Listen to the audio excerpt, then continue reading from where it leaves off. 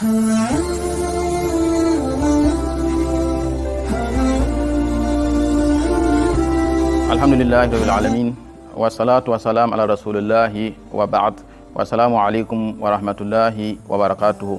Chers frères et sœurs, le jeûne du mois de Ramadan est un des piliers de l'islam. Mais comment jeûner? Comment le musulman doit accomplir ce pilier? D'abord, le jeûne, c'est le fait de s'abstenir de manger et de boire de l'eau jusqu'au coucher du soleil. Et pour ce faire, il doit prendre un repas très tôt le matin avant la prière de Fajr, qu'on appelle le suhour. C'est fortement recommandé, même s'il n'est pas une obligation de prendre ce repas. Et après cela, il va s'abstenir de manger, de boire ou d'avoir des relations intimes jusqu'au coucher du soleil où il va rompre. Cela veut dire que durant le jeûne, il y a des actes qui sont interdits, qui rompent le jeûne. C'est notamment le fait de manger de façon volontaire, le fait de boire de façon volontaire, le fait d'avoir des relations de façon volontaire avec sa femme ou avec une autre femme, qui est un péché d'ailleurs, et aussi le fait d'éjaculer de façon volontaire, de provoquer une éjaculation, que ce soit par la masturbation, tout cela sont interdits et rompt le jeûne.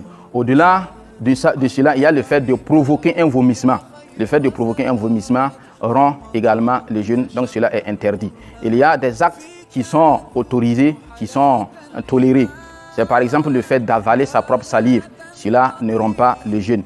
Il y a le fait de rincer sa bouche avec de l'eau fraîche pour au moins se sentir un peu à l'aise un bon moment, cela est autorisé. Ou le fait de se doucher, de se baigner lorsqu'on sent la chaleur, tout cela est autorisé. Ou le fait d'avaler quelque chose de façon involontaire, tel un insecte, si on avale un insecte, une mouche ou un moustique qui passe, que ce soit par le nez ou par la bouche, pour rentrer dans l'estomac, tout cela est permis, est toléré.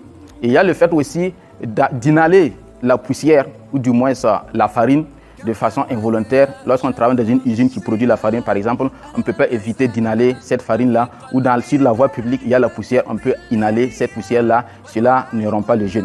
Et en tant que musulman, lorsqu'on jeûne, on ne doit pas se limiter à l'abstinence seulement, on doit faire beaucoup d'activités spirituelles telles que la lecture du Coran, le zikr, et les prières nawafil, etc., pour nous rapprocher davantage d'Allah subhanahu wa ta'ala à travers tous ces actes. Wassalamu alaikum wa rahmatullahi wa barakatuh.